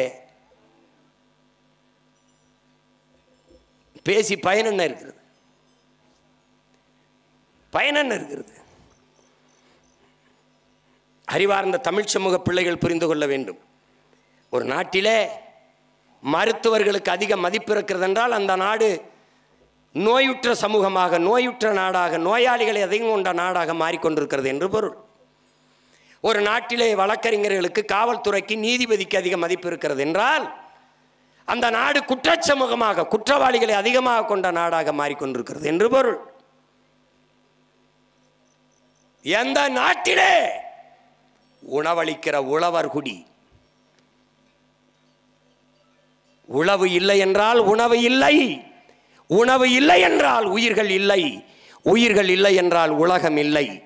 அதனால்தான் உங்கள் பிள்ளைகள் உழவை மீட்போம், உலகை காப்போம் என்ற முழக்கத்தை முன்வைத்தோம். இங்கே கூட உழவே தலை என்று எழுதி வைத்தோம். இந்த மாநாட்டை கூட எங்களின் உழவர் பாசறை தான் நடத்தி கொண்டிருக்கிறது. உழவர் குடி என்றைக்கு போற்றப்படுகிறானோ, சுழன்றும் ஏற்பின்னது உலகம், அதனால் உழந்தும் உழவே தலைங்கிறான். உழுதுண்டு வாழ்வாரே வாழ்வார், மற்றெல்லாம் தொழுதுண்டு பின் செல்வருங்கிறான் வள்ளுவ பெருமகனார் தன் மறைமொழியிலே. உழுவார் உலகிற்காணி அக்தாற்றாது எழுவாரை எல்லாம் பொறுத்து. இருந்தோம்பி இல்வாழ்வதெல்லாம் விருந்தோம்பி வேளாண்மை செய்தற் பொருட்டு. உழவினார் கைமடங்கின் இல்லை, விளைவதும் விட்டேம் என்பார்க்கும் நிலை. பற்றற்று போன ஞானி துறவிகள் கூட உழவன் கைமடங்கி படுத்து விட்டால் வாழ முடியாது என்கிறான். அந்த உழவன் போற்றப்பட வேண்டும். ஒரு நாடு நல்ல நாடு என்றால் ஆசிரிய பெருங்குடி மக்கள் போற்றப்பட வேண்டும். எந்த நாட்டிலே உழவர் குடிக்கும் ஆசிரிய பெருமக்களுக்கு மதிப்பு இருக்கிறதோ அந்த நாடுதான் பசியின்றி நலமாக வாழ்கிறது, அறிவி பசி கொண்டு அடைகிறது. ஆசிரிய பெருமக்களை போற்றுகிற நாடு அறிவார்ந்த சமூகமாக வாழுது, வளர்கிறது என்று பொருள்.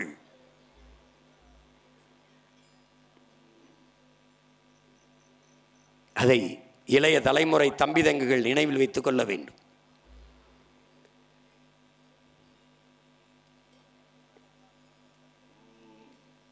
தற்சார்பு பொருளாதாரத்திலே, சிற்றூர்களின் பொருளாதாரத்திலே, கிராமப்புற பொருளாதாரத்திலே முழுமையான பங்கு வகிப்பது வேளாண்மை. வேளாண்மை சார்ந்த கால்நடை வளர்த்தல்.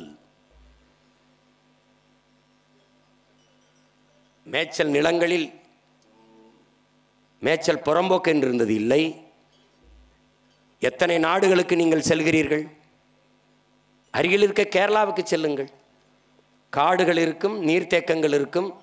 அங்கே ஆடு மாடுகள் நீர் குடிக்கும், கொக்கு குருவிகள் மேய்ந்து கொண்டு இருக்கும். பிறகு மேய்ச்சலுக்கென்று காடுகள் இருக்கும். அருகில் இருக்க கேரளாவிலே இருக்கிறது. ஆஸ்திரேலியா அல்லது ஐரோப்பிய நாடுகள் அல்லது பிரிட்டன் அல்லது டென்மார்க், சுவிஸ் அல்லது நியூசிலாந்து, இந்த நாடுகளுக்கு பயணித்து பாருங்கள். சாலைகளில் நீங்கள் மகிழுந்திலே வாகனத்திலே போகிற போது இருபுறம் பாருங்கள், கணக்கில்லாத ஆடு மாடுகள் மேய்ந்து கொண்டு இருக்கும். மேய்ச்சல் நிலங்கள் அவ்வளவு.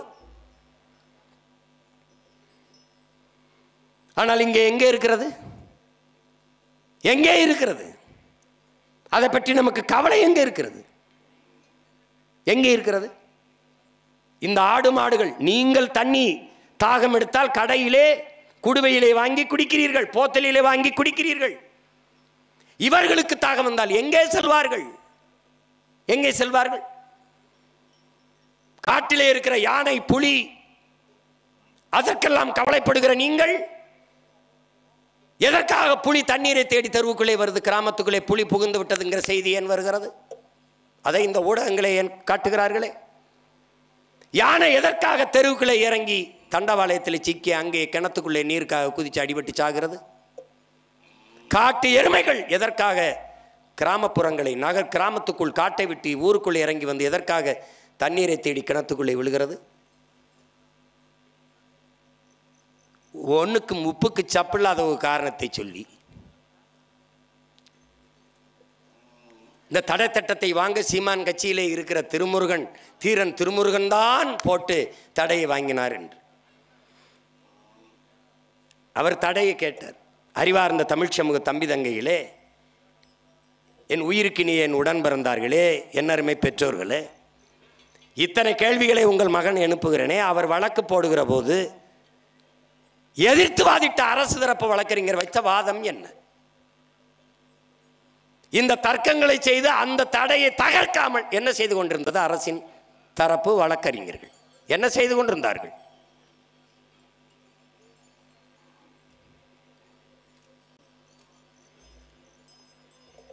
எல்லா மாநிலங்களிலும் மேய்ப்பதற்கான உரிமை பாதுகாக்கப்படுது. அதுதான் தீர்மானமாக படித்த என்னுடைய தங்கை சத்யாதேவி அவர்கள் 2006ஆம் ஆண்டு இருந்த அந்த மேய்ச்சல் உரிமை எங்களுக்கு தரப்பட வேண்டும், 21 போட்ட அந்த தடையை நீக்க வேண்டும் என்பதுதான் எங்களுடைய கோரிக்கை. இப்போ இவ்வளவு கேள்விகளை எடுத்து வைத்து நாங்கள் வாதிட்ட பிறகும் எங்களின் மேய்ச்சல் நிலத்தை பற்றி உங்களுக்கு கவலை இல்லை என்றால் அதை பற்றி பேசி பயனில்லை. சமவெளியில் மட்டும் மேய முடியுங்கிறது என்கிறீர்களா? அந்த நிலை இருக்கிறதா? எங்கே இருக்கிறது? எத்தனை மாடுகளில் எத்தனை வகை? கார்பர்கர், சக்கி, சிவப்பசகி, சக்கிவால், ஓங்கோல், கிரு, சிந்து என்று பல வகை மாடுகள் மாட்டு இனங்களிலே. பிறகு இங்கே தென்பாண்டி நாடு, மீசல் மாடு, புலிகுளம் மாடு, உப்பளஞ்சேரி மாடு, தேனி மலை மாடு, பர்கூர் மலை மாடு, கொங்கு மாடு, காங்கேய மாடு, ஆலம்பாடி மாடு, காஞ்சி குட்டை மாடு, இப்படி பல வகைகள் இந்த மாடுகளிலே இருக்கிறது. இதிலே குறிப்பாக சிவகங்கை ராமநாதபுரம் எங்கள் மண்ணிலே இந்த ஆடு மாடுகள் மேயறதுக்கு இடம் பாருங்க. கவின்மிகு முல்லை திருநகர், கவின்மிகு முல்லை திருநகர், இதன் சுருக்கம்தான் கமுதி. இந்த நிலத்திலே இது ஒரு முல்லை நிலம். இந்த நிலத்திலே முல்லை நிலம்னு அதுவே சொல்லுது, கவின்மிகு முல்லை திருநகர் என்று 5000 ஏக்கரை அதானிக்கு மின்பூங்கா அமைக்க எடுத்து கொடுத்த பெருமக்கள் இந்த ஆட்சியாளர்கள் தான். 5000 ஏக்கர். அதிலே மாடுகளாகிய எங்களின் கோரிக்கை என்ன? 1 மீட்டர் உயரத்திற்கு மின்தகடை பொதித்த நீங்கள் 2 மீட்டர் உயரத்திற்கு நீங்கள் பொதித்தால் அந்த தகடை கழுவுவதற்கு நீங்கள் தண்ணீரை பீச்சி பீச்சி அடிக்கிறீர்கள். ஒரு தகடுக்கும் இன்னொரு தகடுக்கும் இடையே இருக்கிற இடைவெளியில் கணக்கில்லாத புல்கள் வளர்கிறது. அதை எங்களுக்கான மேய்ச்சலுக்கு நீங்கள் அனுமதிக்க முடியும். அதை ஏன் செய்யவில்லை என்றுதான் கேட்கிறது. இப்போ மாடுகளாகிய எங்களுக்கு இருக்கிற அறிவு மனிதர்களாகிய உங்களுக்கு ஏன் இல்லை?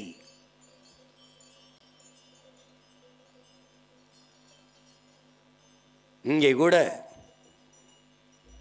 ஒரு பத்திரிகையாளர் தம்பி, ஊடகவியலாளர் தம்பி கேட்டார், ஆடுகளை மாடுகளை முன்னாடி நிறுத்தி மனிதர்களை பின்னாடி நிறுத்தி இருக்கிறீர்களே மாநாட்டில் ஏன் என்று. நாங்கள் அவன் பாலை கறக்கும்போது அவனை முன்னாடி நிறுத்தித்தான் பின்னாடி நின்று கறக்கிறதுனால இந்த மாநாட்டில் அவனை முன்னாடி நிறுத்தி அவர்களை முன்னாடி நிறுத்தி மனிதர்கள் நாங்கள் பின்னாடி அமர்ந்திருக்கிறோம்.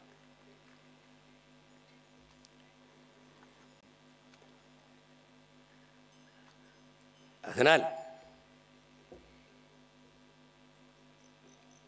இங்கே கட்டியிருக்கிற எருமை மாட்டுக்கு ஒரு வருத்தம் இருக்கிறது. நாட்டுக்குள்ளே எந்த அயோக்கிய பேர் திருட்டு பய கேவலம் கட்டவன் எவனாக இருந்தாலும் எம்பேரே சொல்லி திட்டுகிறீர்கள். அவ்வளவு கேவலமானவனா நான் என்பதுதான் அவர்களுடைய வேதனை. நானும் அவர்களும் ஒன்றா? உங்கள் நாடு ஏற்றுமதி செய்கிற மாட்டுக்கறியிலே 64 விழுக்காடு நான் தான், என்னுடைய கறிதான். பாலிலே மிக தரமான மதிப்பு மிக்க உயர்ந்த சத்துள்ள உணவு என்னுடைய பால் தான், எருமை பால் என்னுடைய பால் தான். என்னை நீங்கள் வெறுக்கிறீர்கள். என்னுடைய எண்ணிக்கை எங்கே? கேரளா, ஆந்திரா, தெலுங்கானா, பீகார், குஜராத், பஞ்சாப், உத்தரப்பிரதேசம் எல்லா மாநிலங்களும் எருமை பால் எருமை கறி ஏற்றுமதி செய்யப்படுகிறது. தமிழ்நாட்டில் இல்லை. காரணம் நான் கருப்பாக இருப்பதால் வெறுக்கிறீர்கள். உங்கள் கடவுளின் நிறம் என்ன? உங்கள் சிவன், உங்கள் மாயவன், உங்கள் திருமால் பெருமாள். மால் என்றால் கருப்பு. வணங்குகிற தெய்வத்தை மதிப்போடு அழைக்க வேண்டும் என்பதற்காக திரு பெரு என்று அழைத்து திருமால் பெருமாள் என்று அழைத்து வணங்குகிறீர்கள். அந்த திருமாலின் நிறம் என்ன? உங்கள் சிவனின் நிறம் என்ன? உங்கள் முருகனின் நிறம் என்ன? நீங்கள் வணங்குகிற கடவுளின் நிறத்தில் தானே நான் இருக்கிறேன். அவர்களை வணங்கி என்னை வெறுக்க காரணம் என்ன? காரணம் என்ன?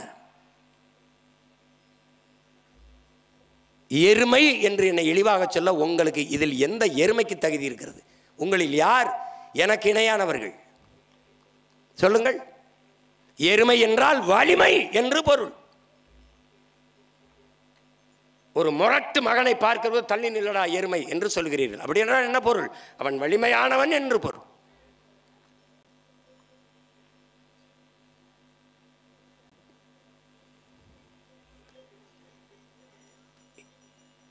இங்கே ஒவ்வொருவருக்கும் ஆடுகள் அவர்களிற்கு நிறைய ஆடுகள் வருவதாக மாநாட்டில் பங்கேற்பதாக இருந்தது.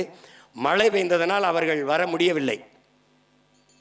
ஆனால் எல்லோருக்குமான மன உணர்வு கேள்வி இதுதான்.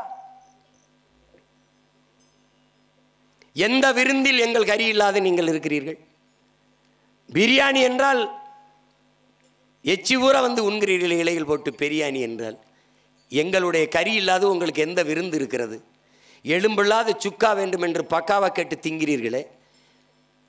நாங்கள் எதை உண்போம் என்று என்றைக்காவது சிந்தித்து பார்த்திருக்கிறீர்களா? தமிழ்நாட்டு மக்களே, தமிழர்களே, உங்களுக்கு கறி எங்கிருந்து வருகிறது? ஆந்திராவில் இருந்து. உங்களுக்கு பால் எங்கிருந்து வருகிறது? ஆந்திரா, ராஜஸ்தானில் இருந்து. இன்னைக்கு அமுல் என்று உங்களுக்கு குஜராத்தில் இருந்து பால் வருகிறது. ஏன்? நீங்கள் ஆடு மாடு வளர்ப்பதை அவமானம் என்று கருதினீர்கள். அப்புறம் எதற்காக நீங்கள் கருதுகிறீர்கள்? பால் அருந்துகிறீர்கள், நெய், தயிர், வெண்ணெய் இதெல்லாம் உண்கிறீர்கள். எதற்காக?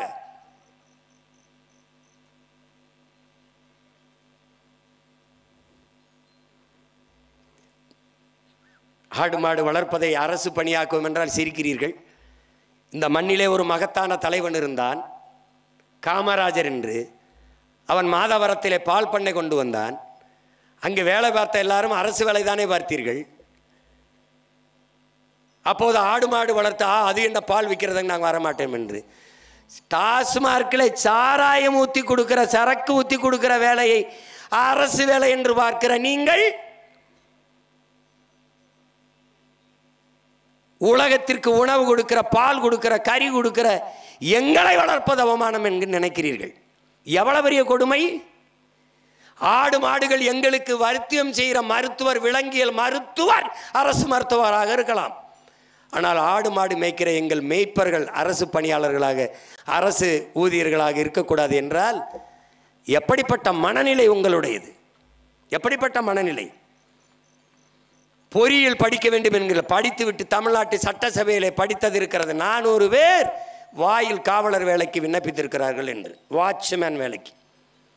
சந்தேகம் இருந்தால் செய்தி பதிவில் இருக்குது, போட்டு பாருங்கள். பல லட்சக்கணக்கானவர் வேலையின்றி வீதியிலே திரிகிறார்கள். தகுதி தேர்வு எழுதிவிட்டு தேர்ச்சி பெற்று 14,000 ஆசிரியர்கள் பணி நிரந்தரத்துக்கு நியமனத்திற்கு காத்துக் கொண்டிருக்கிறார்கள். பகுதி நேர ஆசிரியர்கள் பணி நிரந்தரத்திற்கு காத்துக் கொண்டிருக்கிறார்கள்.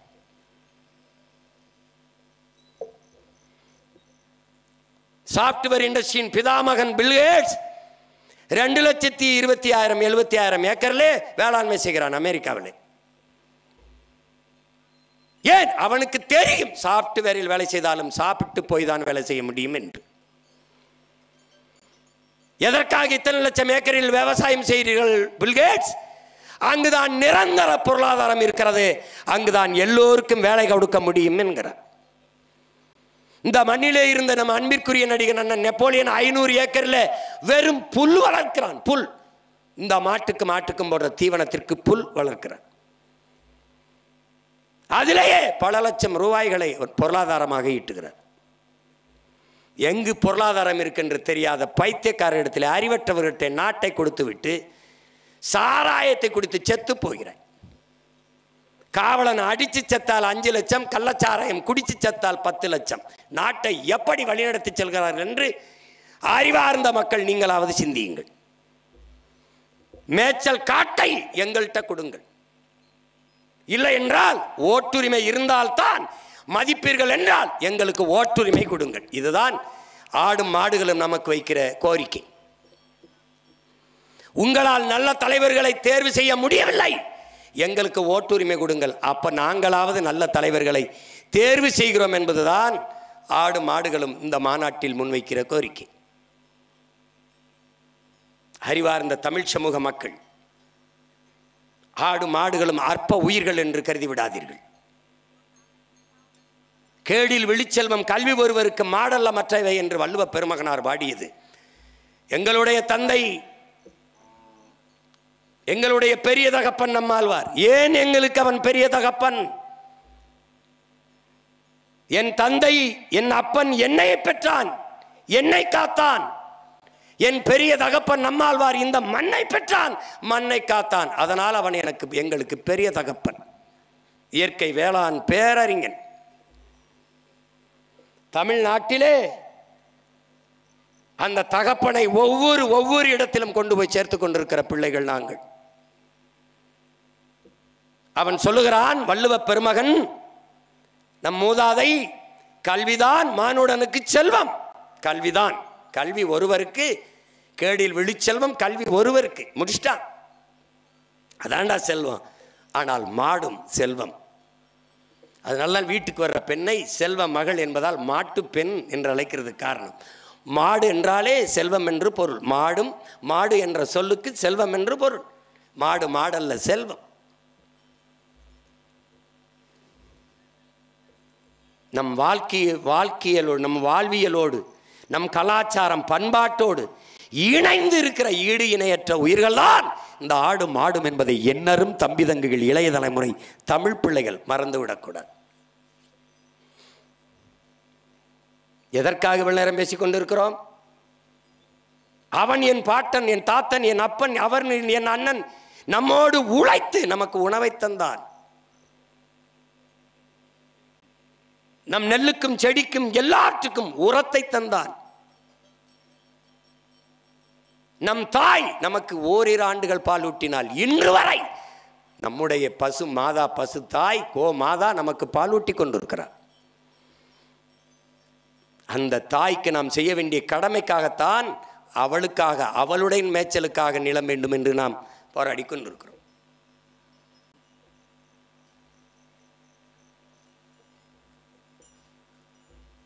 இனிமேலாவது யாராவது திட்டும்போது எருமையே என்று திட்டாமல் இருங்கள். திட்டுவதற்கு நிறைய பெயர்கள் இருக்கிறதே, நாட்டை ஆண்ட தலைவர்கள் பெயர்கள் எல்லாம் இருக்கிறது. அவர்கள் பெயரை வைத்து திட்டி விடுங்கள். உங்களுக்கு கருப்பாக இருந்தால் பிடிப்பதில்லை, பனையை பிடிப்பதில்லை. பனையிலிருந்து பால் வந்தால் ஐயோ அது பாலிடால் போல பதறுகிறீர்கள். டாஸ்மார்க் விற்கிற சரக்கு கோயில் தீர்த்தம் போல விழுந்து குடிக்கிறீர்கள். உங்களை என்ன சொல்வதென்று தெரியவில்லை. இந்த மாடுகள் நீரை குடித்து விட்டு புல்லை தின்று விட்டு பாலை கறக்கிறது. பனை நீரை குடித்து விட்டு பாலை கறக்கிறது. இது பசும்பால், அது பணம்பால். That's all your honour. அவ்வளவுதான். கல் மது என்றால் அரசின் டாஸ்மார்க் கடையிலே விற்கிற சாராயத்திற்கு பெயர் என்ன? அதான் கேள்வி. அதற்கு பெயர் என்ன? அதற்கு பெயர் என்ன?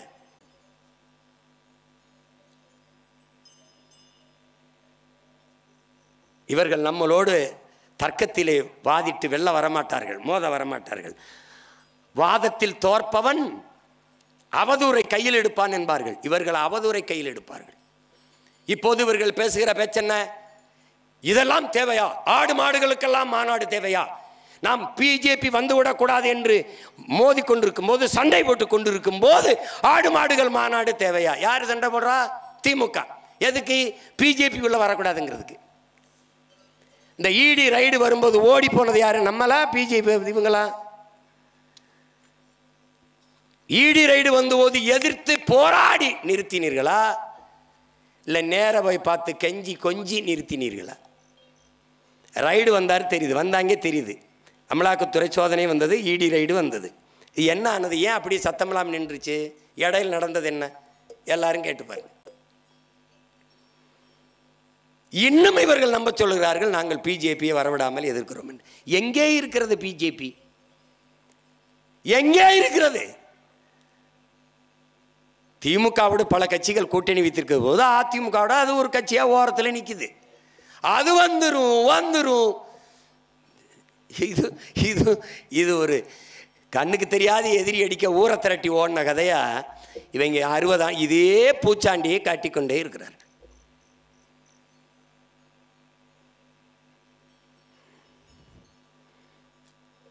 ஆடு மாடுகளை பற்றி கவலைப்படாத நீங்கள் ஆவின் பால் விற்பது எதனால்?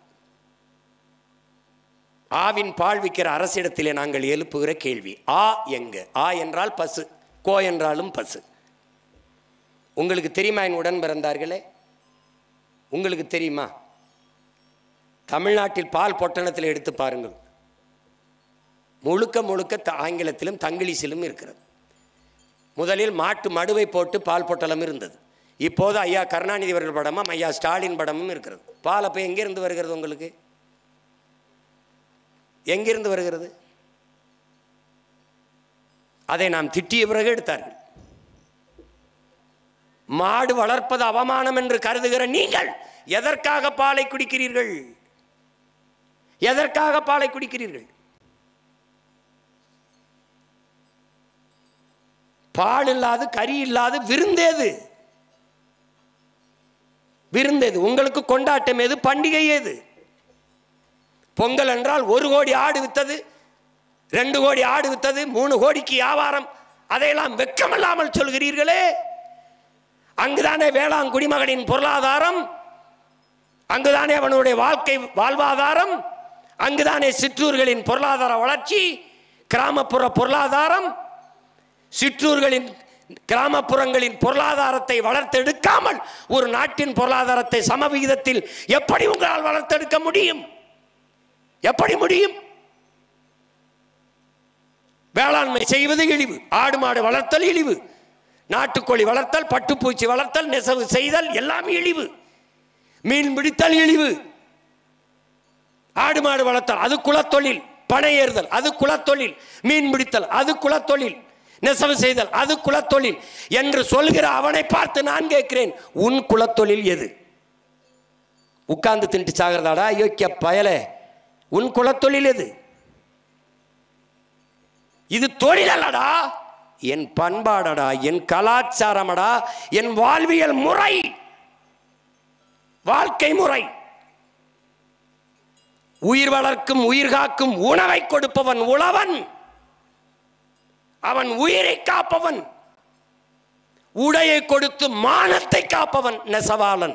இவன் இருவரும் மனிதர்களடா, தெய்வங்கள், தெய்வத்தின் தொழிலை செய்பவர்கள்.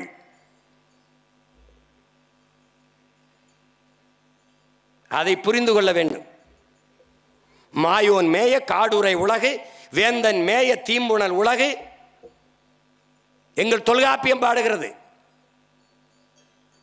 மாயோன் மேய காடுரை உலகு, சேயோன் மேய மைவர உலகு, வேந்தன் மேய தீம்புணல் உலகு, வர்ணன் மேய பெருமணல் உலகு என்று 4 திணைகளை பகுத்து வகுத்து பாடுகிறது தொல்காப்பியம்.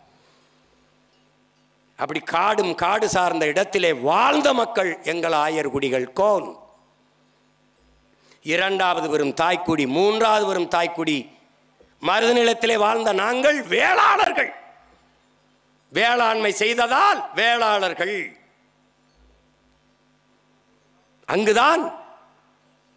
அங்குதான் கலை, இலக்கியம், பண்பாடு, பாட்டு, இசை, கூத்து எல்லாம் உருவானது. அங்குதான் அரசாண்டோம். அங்குதான் நாங்கள் பாண்டியர்களானோம். சாதாரணமாக இருப்ப ஒருவன் அமைச்சராகிவிட்டால் மாண்புமிகு அமைச்சர் என்று ஆவது போல நாங்கள் அரியணை ஏறி அரசாட்சி செய்கிற போது பாண்டியர்கள் என்றானோம். அடுத்த நிலம் கடலும் கடல் சார்ந்த இடமும். அந்த இடத்தில் வாழ்ந்த மக்கள் பறந்து விரிந்த கடற்பரப்பிலே வாழ்ந்ததால் நாங்கள் பரதவர்கள் என்று அழைக்கப்பட்டோம். இப்ப மீனை பிடிப்பது வேலையாக இருந்ததால் மீனவர்கள் என்று அழைக்கப்பட்டோம். அது காரண பெயர், குடிப்பெயர் அல்ல. குடிப்பெயர் பரதவர்கள். எங்கள் குடிப்பெயர் ஆயர். குறிஞ்சி நிலத்திற்கும் மருத நிலத்திற்கும் இடையே வாழ்ந்த மக்கள் என்பதால் இடையர்கள் என்று அழைக்கப்பட்டோம். அது காரண பெயர், குடிப்பெயர் அல்ல. குடிப்பெயர் கோன், அரசர்கள் என்று பொருள். நீ குறவன் என்றால் இழி சொல் என்று நினைத்துக்கோ. நாம் எல்லோருமே குறவர் குடி மக்கள், குறப்பய மக்கள் என்பதை அறிவார்ந்த தமிழ் சமூக தம்பிதங்கள் மறந்து விடக்கூடாது. ஆதிக்குடி குறக்குடி. இதனுடைய நிலை, கொடிய நிலை என்ன? இன்றைக்கு பழங்குடி மக்களாக இருக்கிற தொல்குடி மக்களாக இருக்கிற குறவர்கள், இருளர்கள் இவர்களுக்கெல்லாம் இன்று வரை சாதி சான்றிதழ், குடி சான்றிதழ் பெற முடியாத நிலையில் நிற்கிறார்கள். இந்த ஆதி குடிகளுக்கு இருக்கிற அரசியல் இடம் 2 எஸ்டிக்கு 2 இடம் தான். 42 இடம், 2 இடம் கூட்டல் 44, 2 இடம். ரேஷனிலே, பங்கீட்டு கடையிலே, பகிர்வு கடையிலே 10 கிலோ அரிசி ஒரு குடும்ப அட்டைக்கு இலவசம். ஆனால் குடும்ப அட்டை இல்லையே. அப்படி சாதி சான்றிதழ், குடி சான்றிதழே இல்லாதவனுக்கு எந்த சலுகை சென்றடையும் என்பதை அறிவார்ந்த தமிழ் சமூக மக்கள் சிந்தித்து பாருங்கள். சமூக நீதியை நிலைநாட்டியவர்கள், எல்லோருக்கும் எல்லாம் என்று வெற்று முழக்கமிடுகிற இவர்கள் குடி சான்றிதழை கொடுக்கல. இன்றும் காட்டு நாயகர்களுக்கு, இருளர்களுக்கு, போயர்களுக்கு, ஒற்றர்களுக்கு, பல குடிகளுக்கு. திருவண்ணாமலையிலே போராடி 3000 குறவர் குடிக்கு சாதி சான்றிதழ் பெற்றுக் கொடுத்த மகன் என்கிற பெருமிதத்தில் திமிரில் இதை பதிவு செய்கிறேன். இந்த 4 குடிகள் தவிர வேற குடிகள் இல்லை. போற்றுதற்கு இருக்க பெருமகன் கவிக்கோ அப்துல் ரஹ்மான் அவர்கள் பெருமிதத்தோடு நில்லுங்கள், தமிழ் குடி இந்த 4 குடிகள் தான் உலகம் உய்த்திருக்கிறது என்று. முதல் குடி குறவர் குடி, 2வது குடி ஆயர் குடி, 3வது குடி வேளாளர் குடி, 4வது குடி கடலும் கடல் சார்ந்த இல்லத்தில் வாழ்ந்த பரதவர் குடி. அந்த நிமிர்வு நமக்குள் வர வேண்டும். ஆடு மாடுகளை மேய்க்க இவர்கள் தடை போட்டால் என்ன? நமக்கு ஒரு காலம் வருகிறது, கணக்கில்லாத மேய்ச்சல் நிலங்களை உருவாக்குவோம். தரிசு நிலம் என்று சொல்லக்கூடாது, மேய்ச்சல் நிலம் என்றுதான் இனி வருங்காலங்களில் சொல்ல வேண்டும். மேய்ச்சல் நிலம் அது ஆடு மாடுகளுக்கான சொந்த நிலம், அவர்களுடைய மேய்ச்சல் நிலம். கணக்கில்லாத மேய்ச்சல் நிலங்களை இந்த நிலத்திலே நாம் உருவாக்க வேண்டும். இன்றைக்கு கோரிக்கை வைத்து போராடுகிறோம். இந்த தடையை தகர்க்க இந்த பிள்ளைகளுக்கு வழி இல்லை. அதனால் ஆகஸ்ட் 3ஆம் தேதி இதே மலையிலே, தேனி மேற்கு இந்த மலையிலே ஆயிரக்கணக்கான மாடுகளை ஓட்டிக்கொண்டு நாங்களே, குறிப்பாக நானே மேய்க்க செல்வேன். இந்த தடையை தகர்ப்பேன், போராடி தகர்ப்பேன்.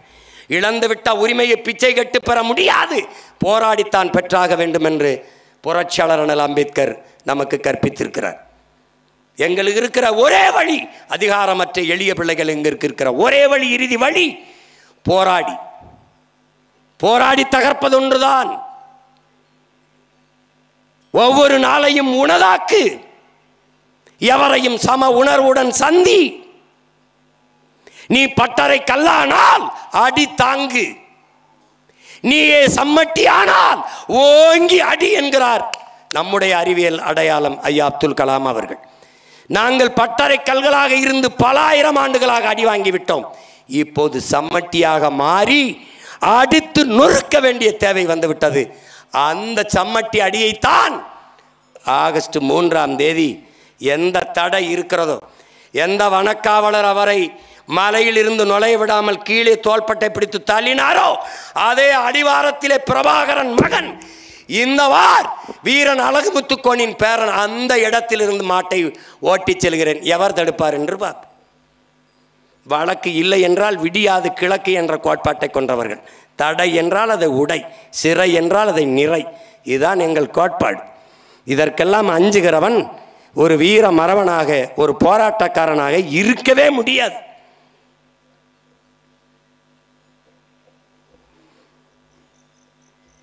எவ்வளவோ கேள்விகள், இன்னும் எத்தனையோ மேடைகள், எத்தனையோ களங்கள், காலங்கள், எல்லாவற்றிலும் கேள்விகளை எழுப்பிக் கொண்டே இருப்போம்.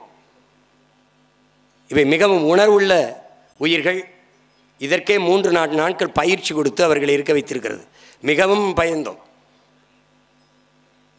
நீங்கள் மேலே கருவி விட்டு பறந்தால் அவன் வெறிப்பான், அவன் சிதறுவான், ஏதோ அச்சம் இருக்கிறதோ என்று. அதனால் தான் நாங்கள் ரொம்ப கவனமாக, அதிகமாக யாரையும் பேச விடாமல் சுருக்கமாக பேசி இந்த கருத்தை பதிவு செய்ய வேண்டும் என்று. இது ஒரு கோரிக்கை, அரசு கவனத்தில் எடுத்து அந்த மற்ற மாநிலங்கள் இருப்பது போல எங்களுக்கு மேய்ச்சல் உரிமையை கொடுக்க வேண்டும். நீங்கள் சொல்லுகிறதெல்லாம் ஒன்று புலி புலிக்கு எங்கள் மாடால் இடையூறு வந்துடும்னு, அதெல்லாம் அப்படிலாம் சொல்லிகிட்டு இருக்கிறத நம்புறதுக்கு நாங்கள் தயாராக இல்லை. சான்றுகளோடு நீங்கள் தான் நிரூபிச்சிருக்கிறீங்களா? அறிவார்ந்த தமிழ் சமூக மக்கள்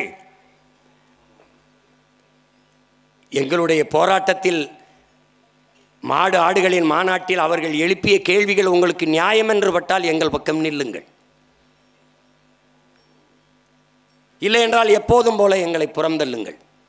ஆனால் நாங்கள் இறுதி வரை உறுதியாக நின்று போராடி உரிமையை பெறுவோம். மேய்ச்சல் நிலம் எங்கள் உரிமை, அதை போராடி பெற வேண்டியது எங்கள் பிறவி கடமை என்றுதான் இந்த ஆடு மாடுகளின் மாநாட்டை நடத்தி கொண்டிருக்கிறோம். இங்கே எங்கள் ஆயர் குடிகள் தான் ஆடு மாடு மேய்க்கிறார்கள் என்று எண்ணுவது தவறு.